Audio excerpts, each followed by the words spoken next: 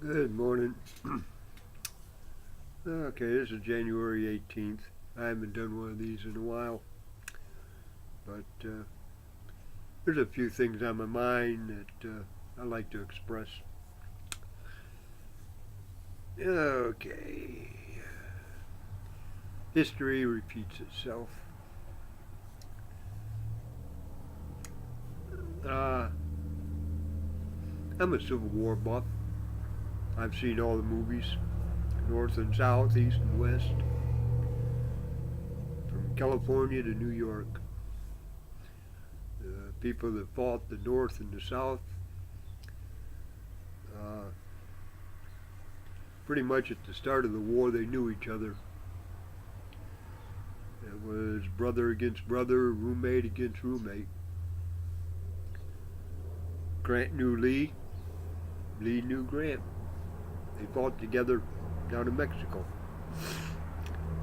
And the story goes a lot of the colonels and officers and the enlisted people knew each other, that they were fighting, especially the Irish. You know, after the war, I can guarantee that there was a lot of stories. World War One, Sergeant York. Well, actually, he was a corporal. They promoted him to sergeant to make the movie sell. But he didn't want to make the movie. He didn't want to take any offers that the system was offering him for millions of dollars because of what he did overseas. He was 100% true American. He believed in what he was doing, and he fought for it, but he did not promote it. He was a Christian that believed in the Bible, and that probably fought against him during the whole time. But the ticker tape parade and the ride on the subway, electric lights, which never existed in his backwoods. But what about the other men who fought in World War One? I bet you there was a lot of stories there too, and a lot of growth. And then came World War Two. My dad was in that war. He was on the USS Hancock, worked in the boiler room. He's got his stories. And then I came along. The 60s generation, beginning of the 60s was no big deal. It seemed like everybody got along. But after 65, 66, 67, 68, the drugs started coming in, marijuana. Countries started to divide because of Vietnam. Those that fought over there came back to be ridiculed, accused to be babysitters, baby killers. Now there was some stuff done over there that was not war and people died for. Assassinated, whatever you want to call it. But the American soldier, to be spray painted, ridiculed, mocked, like my generation was coming back from Vietnam, we didn't have no fanfare. There was a time that a lot of the people took off their uniform in public because they were ashamed of it, because of the division that this nation had. The people that were against the Vietnam War. So the nation actually split. Those that were with and those that were without.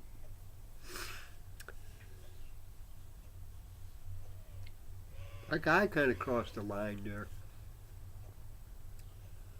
My ideas prior to going into the Marine Corps,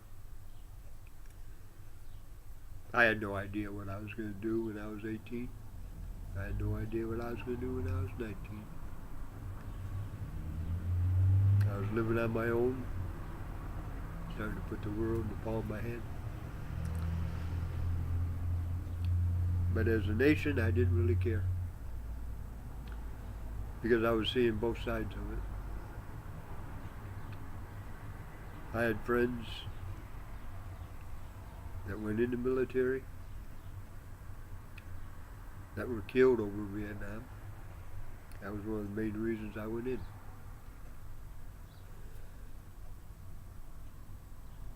I was never ashamed of my uniform. Never. Now, there was a YouTube thing that irritated the hell out of me, because the vets in my generation did not receive any fanfare. What they did was they got a group of vets together and brought them into a hangar, and everybody in the hangar was applauding them for a job well done. 30 years late. I'm sorry, there's no apology. There's nothing that this country can do to me or for me that can erase that guilt that this country put on me when I came back from Vietnam. I think then is when I started really looking at this country being divided. Your trash that started changing this country. Like I've stated in the previous videos, I got in trouble one time because I made a statement that Reagan was a movie star, so, you know, the nut can at least read the cue cards from Congress. And I got in trouble, had to sign a page 11 for that. And then we got a peanut farmer, Billy Beer. There was more stories in the news concerning the peanut farmer and Billy Beer than there was about the real news that was supposed to have been broadcast. And then along comes Nixon and his "I never lie." No, you're just a scandalous fool. That the spineless people voted in office. And then along comes Bill Clinton with his Peter out of his pants every chance he got to get a blowjob, because a blowjob's not sex. That really changed viewpoint of women, changed the whole viewpoint of this nation. And then the Bushes came into office. Now, I'm a little leery as to the Bushes. I'm not leery when it comes to Ronald Reagan, though, because Ronald Reagan did more for this country than the Nixons, Clintons, and the Bushes. But this election,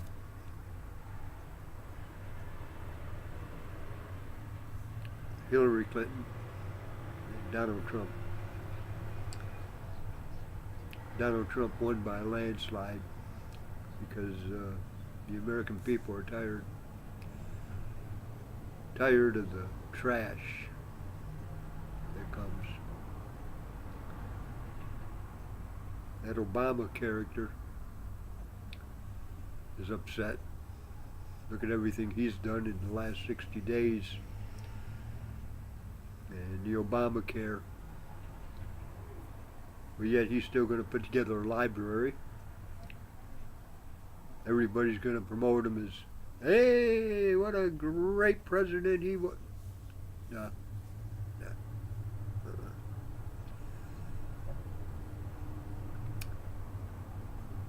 I know white people that I call niggers. I know Mexicans that I call niggers. Word nigger to me means trash. Worthless pieces of trash that you flush down the toilet in the morning after you take a first initial poop of the day. And that's what Obama is. And that's what Clinton's are. The foundation is dissolving itself because the nations overseas that fed millions of dollars into the Clinton Foundation, when she lost the election, they're not going to get any money out of it. So they're not going to put any more into it.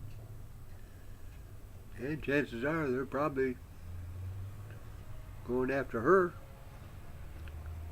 to get the money back that they already put in. At least I would. If I was a raghead and I wanted a piece of America, I like the idea of a 35% tax thing for every car that's made in Mexico to sell in America. I got an idea Trump is going to, well, he already has brought back all kinds of jobs. But in 2 days, he's going to take the oath of office. And right now, there's thousands and thousands of motorcycles. Everyday American citizen that owns a motorcycle has an open door policy in Washington, D.C. to protect Trump. It's a shame that the supporters of Hillary's need counseling. They need dogs because of soothing their egos. Oh, come on. Come on. Hey, Buttercup, get a grip. Get a grip on reality. Get a grip of common sense. Grow up and smell the coffee. Hillary lost. Trump won. To me, this is the truth about America. The news won't report nothing unless they can make money on it. You got announcers going from one station to another because of their viewpoints, personal viewpoint. I'm sure Walter Cronkite had his own viewpoints, but you never saw his opinion as he was given the news. You never saw that in Walter Cronkite. He reported the news. He called the white people white, the good people good, and the trash trash. He came right out with it. He didn't hold no personal agenda. When he reported the death of John Fitzgerald Kennedy, Yeah, it took over TV for days. But he didn't put his personal viewpoints in it. His opinions, like they do today on your news. I don't even watch the news anymore. I read about it right here on the computer.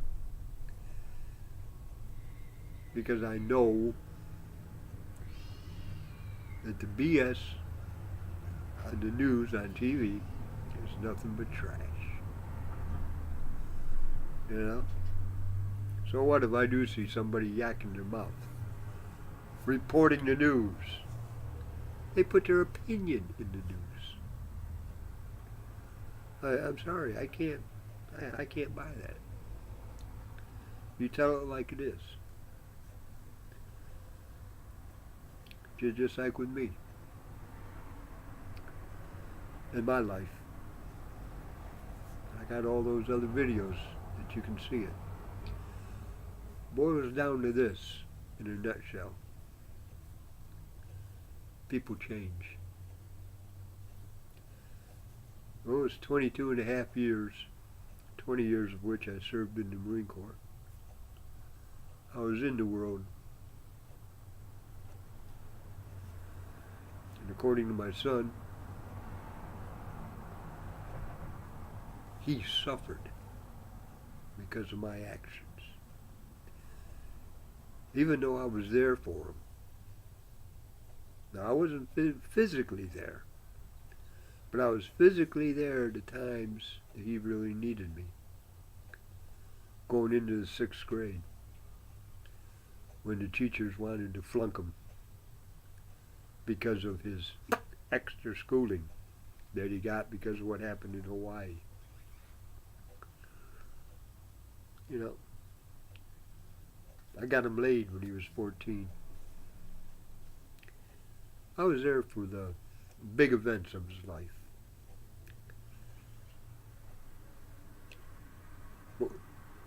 He tells me that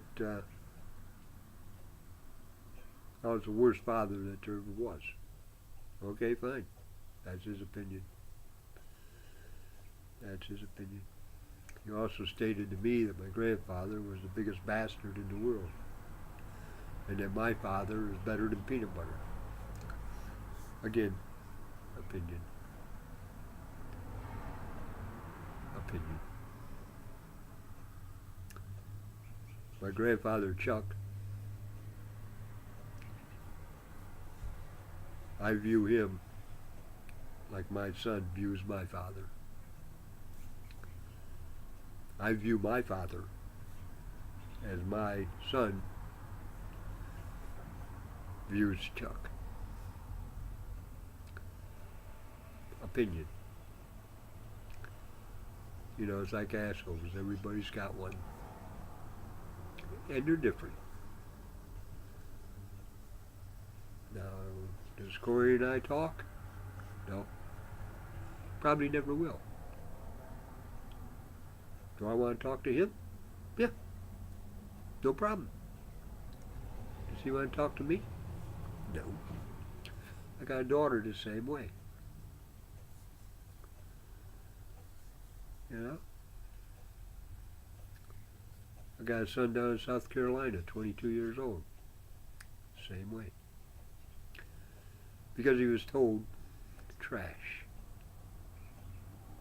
Which formed an opinion, which means he hates me. But yet I got nieces and nephews. Molly and Matt.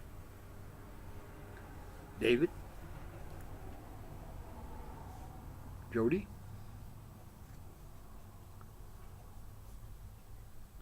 That view me totally different.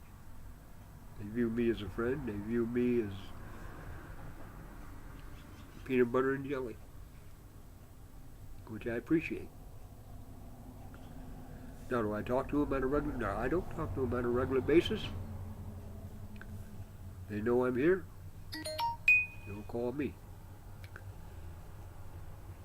No big deal. But they know that I'm thinking about them. And that's all that matters. I'm thinking about them. They're thinking about me. I see them on YouTube. I see them on Facebook. Good enough for me. Yeah.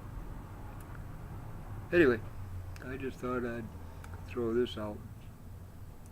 This inauguration, though, in 2 days, I got an idea it's going to be big. And the only thing I hope is that these liberals and these Democrats will get on the Trump train. Or like I've stated before, go to Canada, go to Mexico. If you can't produce leadership in this country and stand behind the president that was elected, whether you voted for him or not. I stood behind the peanut farmer, I stood behind Nixon, I stood behind Reagan. Yeah. Did I vote for each and every one? No, I did not. I voted for the other guy. But did I stand behind him? Yes, I did. You know, it's just like pastors in churches. That pastor in Moncks Corner, I was a member of that church for 3.5 years. Did I like him as a person? No. But when he got behind that pulpit, he taught the Bible. And that to me is why we go to church. You may not like the preacher, but if his sermon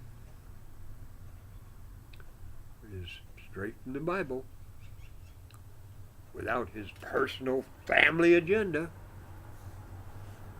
then that's a person to respect. So, anyways, I'm just going to wrap this up, and it'll be posted here soon, so have a beautiful day, and Don, wish you all the best. And as far as those motorcycles, my hat's off to you. I wish I was there. So, God bless and have a good day.